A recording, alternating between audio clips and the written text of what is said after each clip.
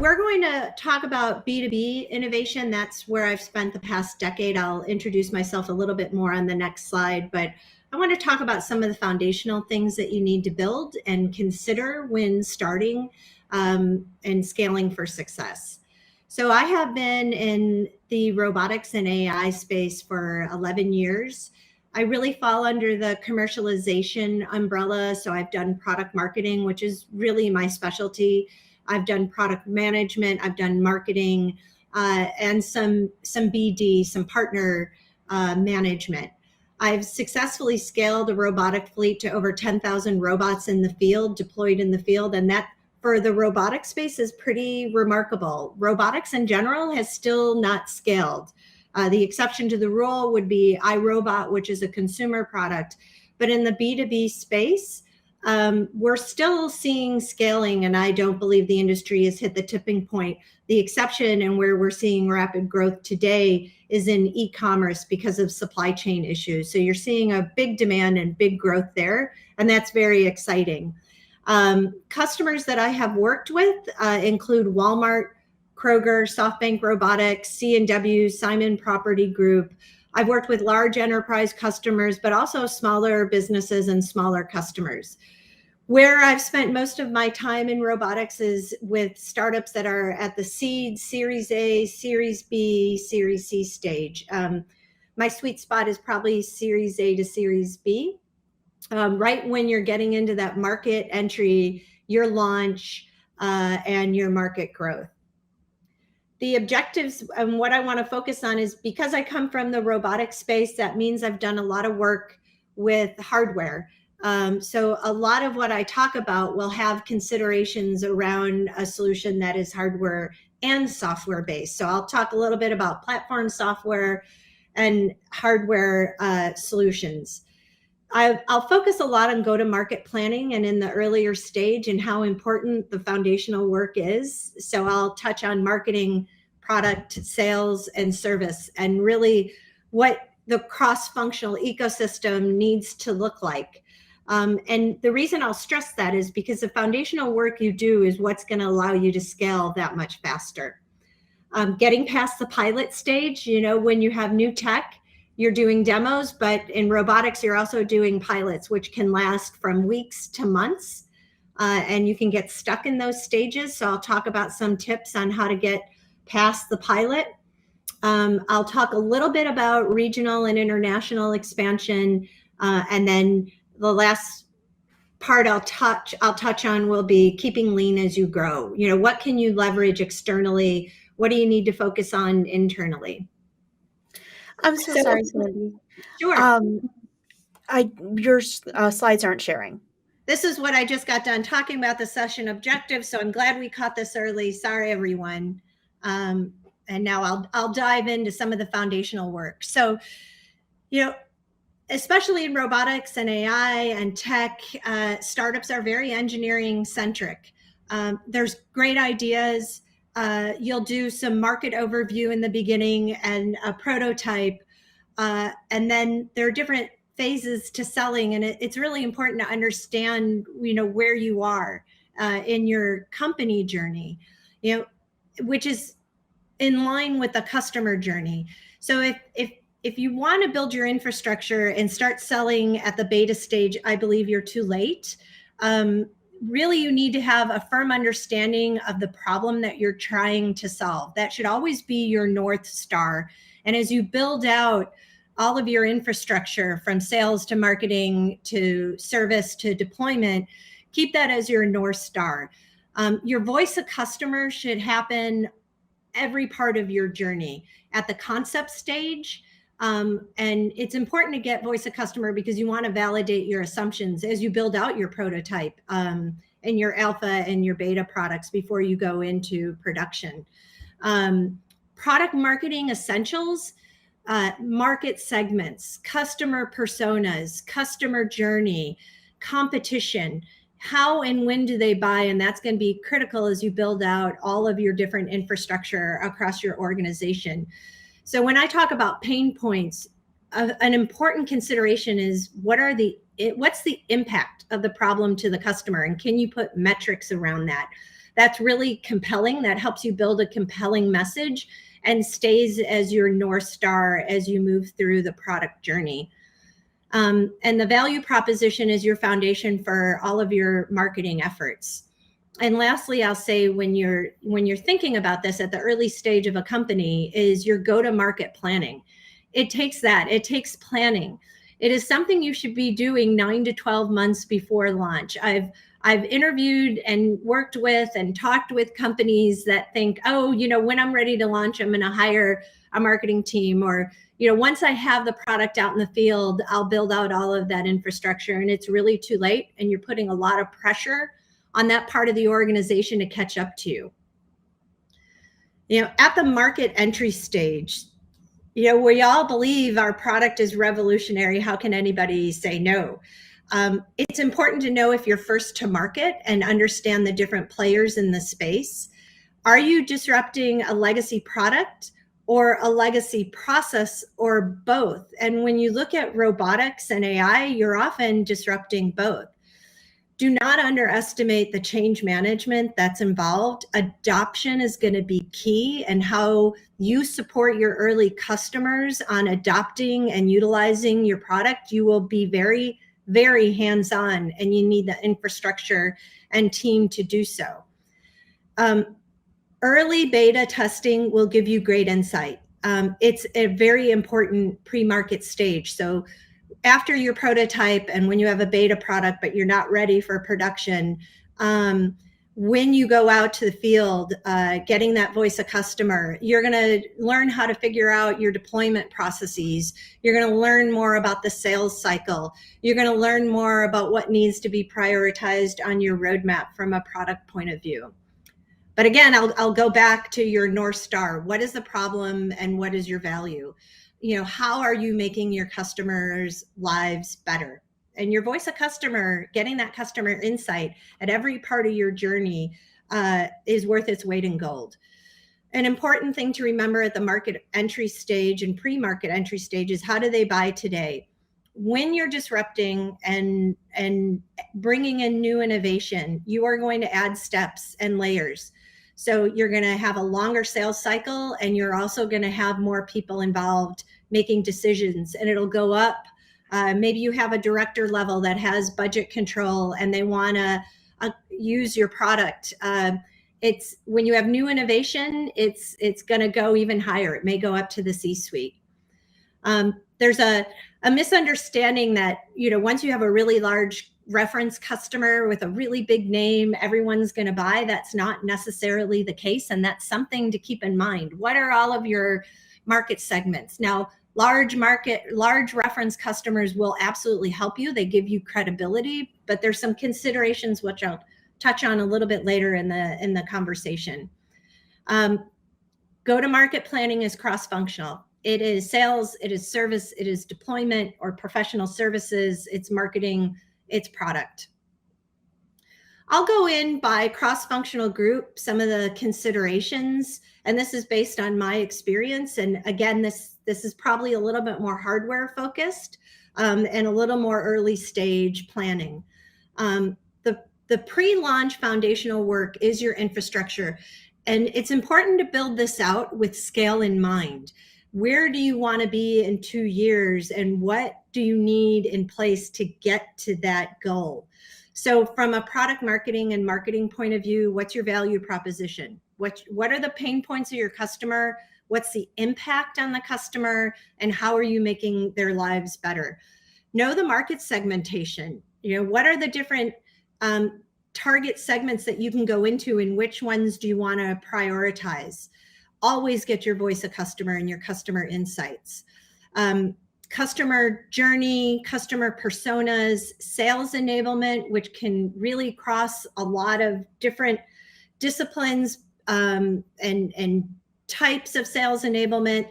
Demand generation, which I separate from lead generation. I talk about demand generation as educating your customer. It's getting the customer ready to buy. It is nurturing, it's educating, it's enabling. And then once you have a customer base, it's expanding them. But it's centered around content. You're using key opinion leaders when you can. Your early key opinion leaders are going to be incredibly important because customers, when considering new tech, are going to listen to their peers. So you really want to build out experts who will speak on your behalf. But it comes down to getting them ready to buy. From a tech point of view and departmental point of view, what's some of the infrastructure? It's what is your MarTech stack? And when do you want to invest in it? Because this is very expensive technology. There's HubSpot, there's ZoomInfo, there's MailChimp. I don't think you need to start an organization with all of that.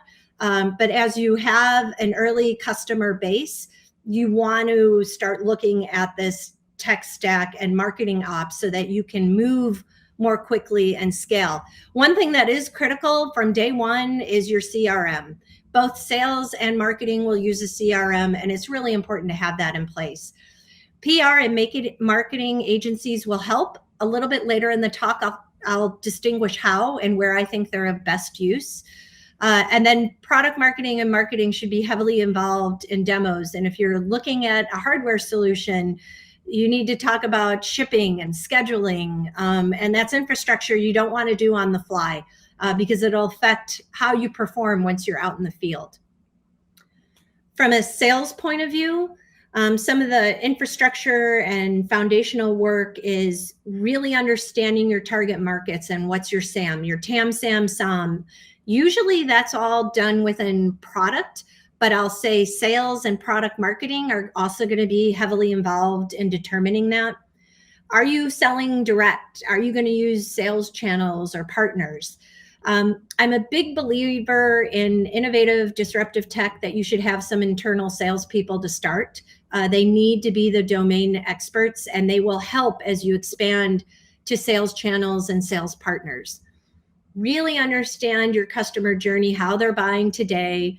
Are you going to is it a capital purchase? Is it a subscription? Is it a combination? Is it a rental? Flexibility and pricing and how customers can purchase, especially in robotics, I think is key, because you'll find each segment and each customer might have cash in different places. They might have more capital and they might have more operational. It's really important to understand that. So that goes back to understanding your customer personas and their journey and how they buy today. New tech will add more steps and stages than a legacy purchase. It's a higher level approval, and you'll need additional proof points. So I'll talk about how to be successful there. And your beta customers, some of them will be your early conversion, and they're your early customers where you're really going to learn and hone and perfect all of your approaches cross-functionally. From an infrastructure point of view, what do you need? You need a CRM. I do not recommend starting with Excel. Get the Salesforce, get the HubSpot, because what you're going to find with either of those is that you need to perfect it over time.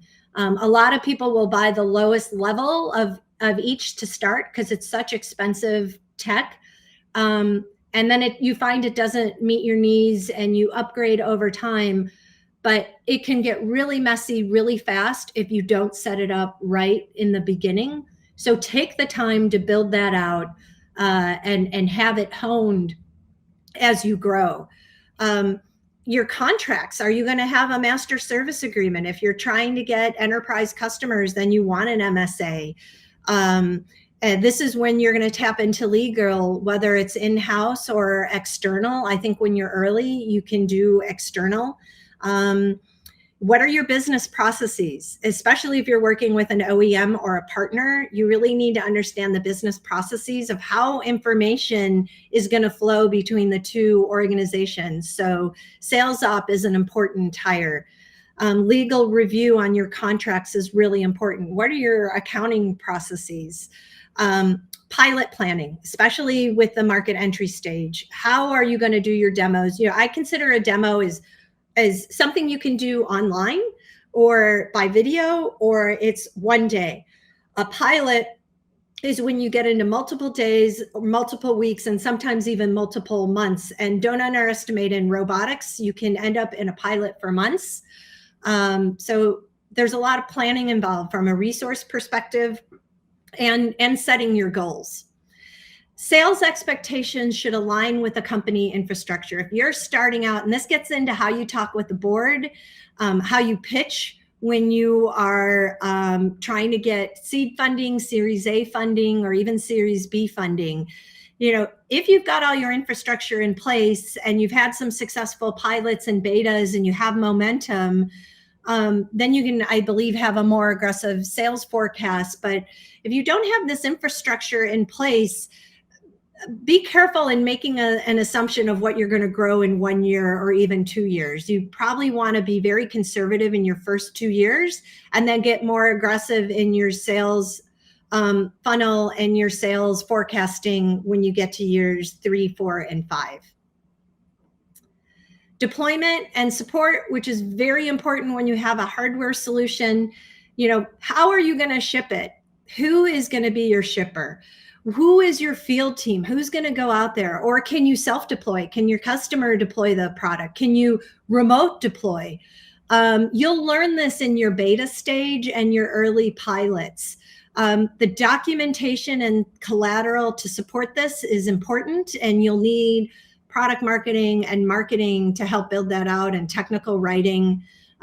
Technical writing is something I believe when you're starting out, you can contract.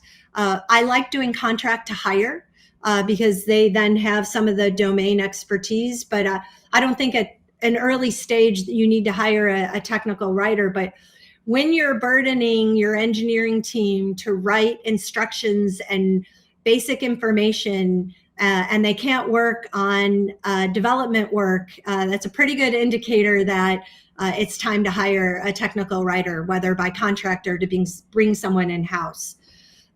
Issues. How are you going to handle issues? Do you have a ticketing system? Do you have a workflow? How are you going to benchmark your service expectations, your SLAs? So during your beta phase, you'll learn that, and you should make specific goals to understand your servicing workflow. And how much are you burdening the engineering team? How much are you pulling them out to help you? That's going to help you establish your SLAs. Reporting and analytics, that's key. How is your customer utilizing your product, and how is it benefiting them? Pilot Purgatory, I have a whole slide to talk about that, how to not be stuck in a pilot for months when you're new. And then benchmarking product performance.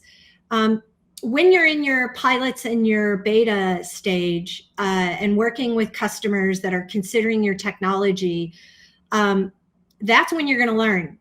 That's where a lot of pain comes in, but it's a great growth opportunity and learning opportunity. It will help you establish your service level agreements when you do go to market, when you go into production. And on the tech side and infrastructure side, what is it that you need?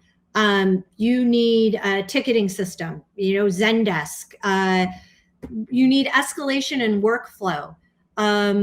You need internal service level expectations. How quickly is engineering going to get back to you when you need to escalate to them?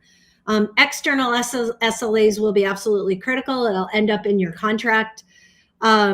Deployment processes, you will learn how you deploy your product in your beta phase. I cannot underestimate. You need more than one beta client, and that is so worth its while to do for 3 to 6 months, sometimes even longer before you go into production. What's your reporting method? How are customers utilizing it? If you have hardware, how are you going to repair? Are you going to look at a third party? And in a lot of cases, it's often better to partner with a third party repair company than to have internal repair. There can be pain points on both, but those are things you need to consider. And your early customers, I really believe that your deployment resources should be in-house. Whether you go to a partner to help you deploy later on is something you can consider, but you need that domain knowledge and that internal knowledge to be successful. All right, let's shift. So I talked about infrastructure, and all that infrastructure will help you scale. But what I'm going to talk about now is enterprise customers, the Walmarts of the world, and the Krogers. it will have a very long sales cycle. It's multi-stage, it's multi-year. And when I say multi-stage, it's not 3 steps and you get to a sale. You're talking 8, 9 steps. And each of those steps can be a couple of months or several months in length.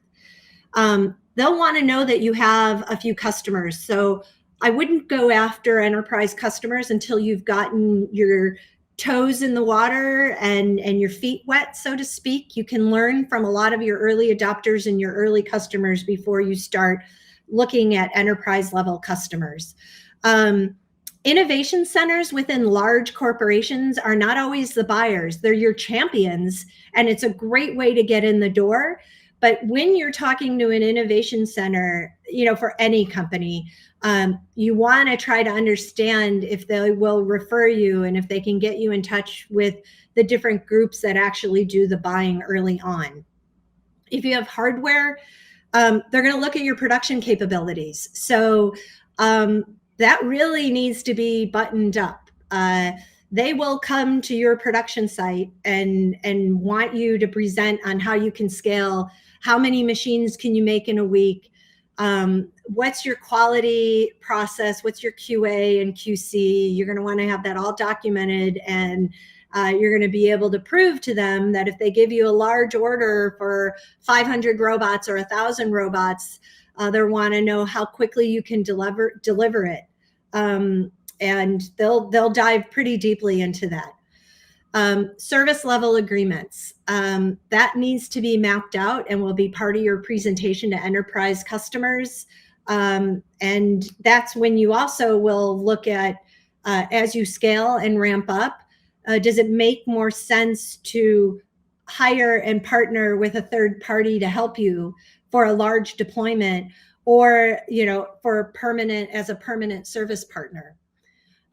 Something to know about enterprise customers: they're not always going to be a reference for you. In fact, until you're really ramped up and have had a large number of deployments, they won't make an announcement, and you're not allowed to use them in your marketing materials. So it's something to keep in mind. That's why you still want other customers that you can reference, because you need reference material for your sales enablement. You need it for your website.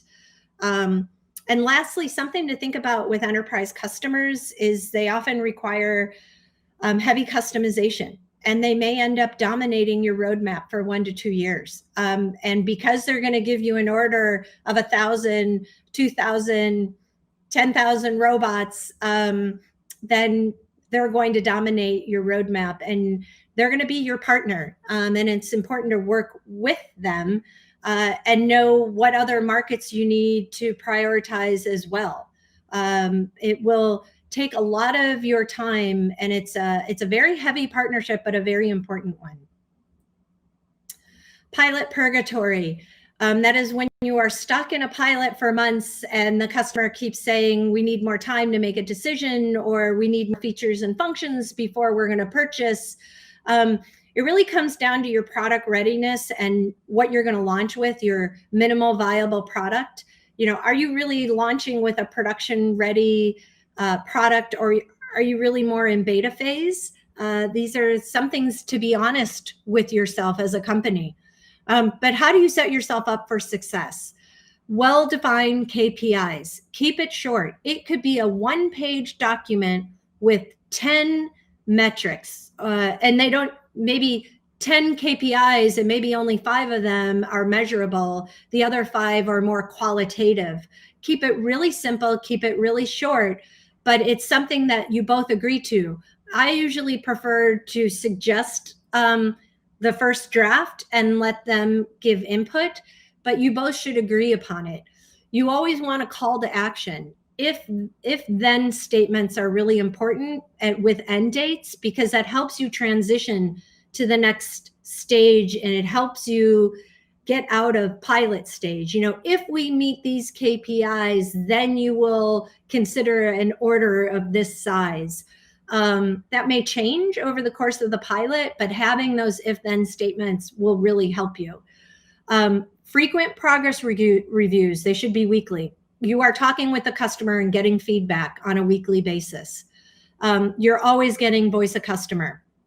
It's throughout the pilot.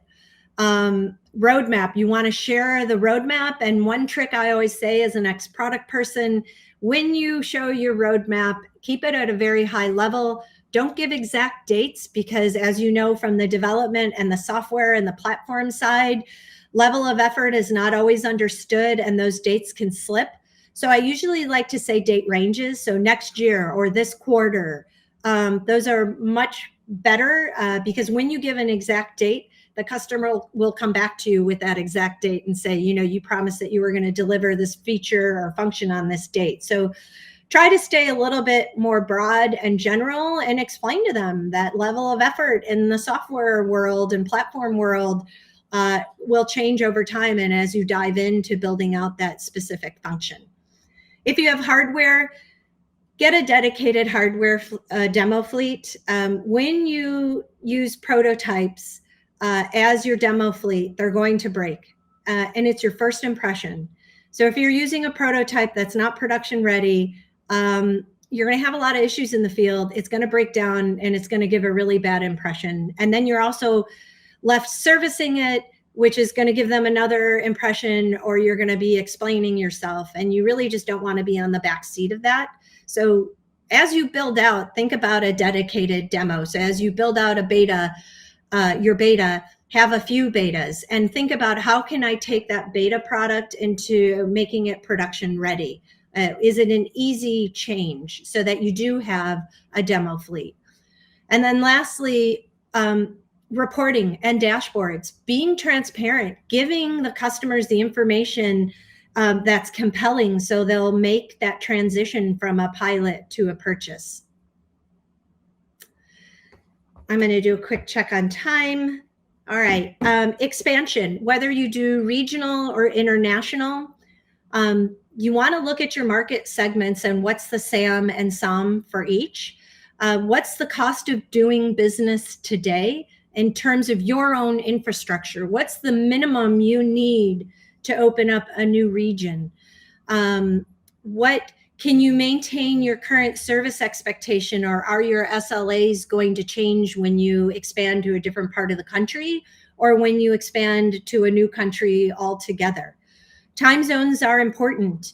You know, remote support is great, but when you're in the US and your customers are in Europe, that means you're going to have to hire a team that's willing to work third shift, and it's very hard and very expensive to hire third shift. So even if you're doing remote support, you probably want to look at doing it within the time zone of where the customer is. It just gives better service.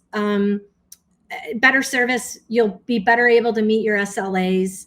Localization is important. What's required from a regulatory point of view, from a privacy point of view? When you get into Europe, you're looking at GDPR.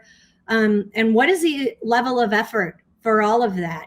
And what's the user experience going to be for the cultural norms that you're going into? These are things that you want to do to know if you're ready to enter a new region. That all of the work you do, the level of effort will help determine not only your launch readiness, but your launch target dates. It's going to be cross-functional and you're going to have a lot of meetings on it.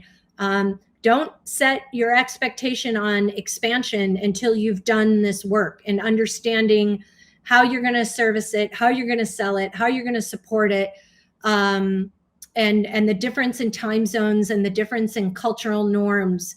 You want that all mapped out. Your general product requirements, you could, when you have hardware, you could have different requirements for each country that you go into. That will determine your launch readiness and the dates. Data privacy, I mentioned already. A tip as to expanding into international regions, each country will have a foreign investment agencies, and they're fantastic resources. I cannot tout the benefits of a foreign investment agency. It will really help you. They want your business. They want you to set shop in their country, and they'll do everything that they can to help you and make sure they'll give you lists of things that you need to do to enter into the country. They'll give you referrals. You know, if you're going to do a third party HR because you need to hire within the Netherlands. They'll give you suggestions on third-party services that you can work with. And then each region will teach you. It'll teach you about how ready you are to expand regionally or internationally, and do a debrief after you've gone into one country or one region. Talk about all those processes and steps so that you're fully aware of what went well and fully aware of where you need to work on your processes or support so that you can be successful in the next region. Building robots is hard. The tip of the iceberg, you're looking at how service friendly is your hardware. Can you swap components? Can you do remote troubleshooting? Can you get best in class off the shelf hardware versus trying to build something out, keeping the BOM in mind, the cost to build your product, and human robot interface. The user experience is core. It's at the tip of the spear. But below the iceberg, the tip of the iceberg, are some of all these other things that you need to think about to scale. What's your cloud infrastructure? How many customers can you support? What's your data? What's your business intelligence? All of that, your data and your business intelligence, will help your developers as well. Edge case development and robotics simulation is critical.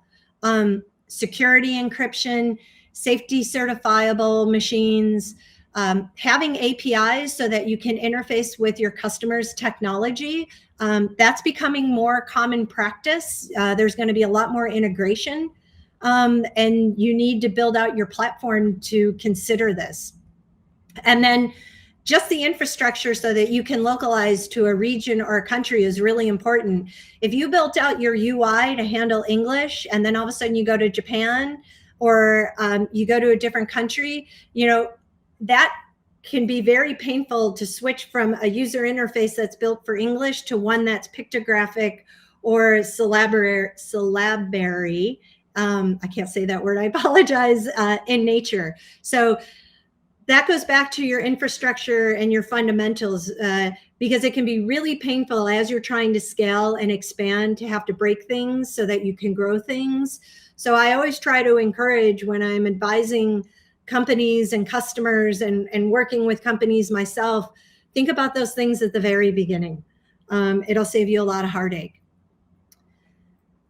Scaling robots, I've mentioned a lot of it, but it goes to your fleet management. How are you managing your fleet? There are some great fleet management for robots, third parties out there. You don't necessarily need to build that in-house. There are other companies that you can work with so that you can understand your fleet management from a service point of view, from a user point of view, and from a developer point of view, rather than having developers pull code every time you have a bug. A lot of these third-party fleet management solutions can do that for you. Data management will be critical as you grow. Can you handle the amount of data that's coming in, and how do you prioritize what you're going to pull in from your fleet? Deployment tools, tech service tools, that's a big one as you scale.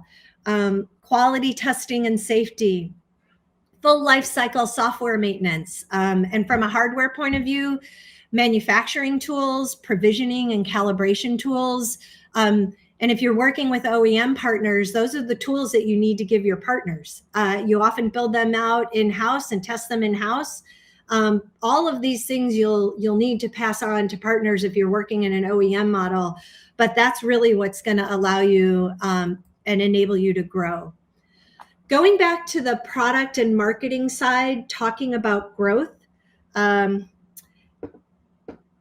this, I really like this. I've gotten this from an organization called How to SaaS, and I really like his content that he puts out.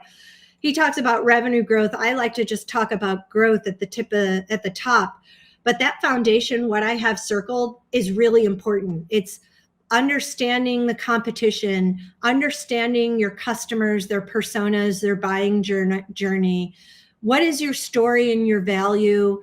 What's the impact of the problem for your customer? Doing all of that market research should start at the concept and prototype. So, of course, I'm a big believer in hiring product and hiring marketing very early on, because it's going to help you build that foundation. Because on top of that is when you build your infrastructure and you do your planning and you do your programs, and then you get to your growth. The next part of that stack is the infrastructure, your marketing tech, your sales tech, your website, your sales process. That you need to do 9 to 12 months ahead of launch. I can't tell you how many startups think they can do it 3 months ahead of launch. That is, you're really going to burn out your team. You're going to spend 3 months just trying to hire the right people. And this is part of your organic growth and your fundamental work. And I'm a big believer, even in an engineering heavy organization, you need marketing and product at the very early concept prototype stage. Stay lean early. Use advisors. Yes, they can be expensive when you're budgeting and maybe you're on seed funding, but they're going to give you really good insight. And I always find advisors from the market that you're looking to disrupt.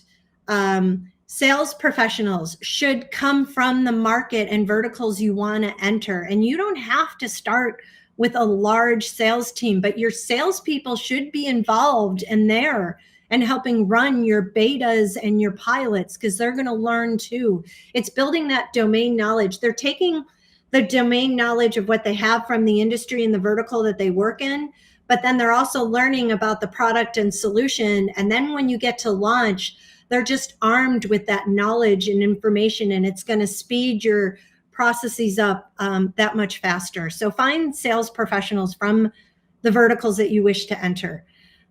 External agencies, there's times you want to use them, and then there's times you want to be internal. I believe marketing requires domain expertise. Agencies will struggle when you look at strategy. So have a few resources in marketing that are internal. I'm a big believer in external PR agencies. I don't think you need to bring in a comms person until you have a customer base and a growing customer base. But I'm a big believer in always having an external PR agency. They know the news organizations, they have their contacts.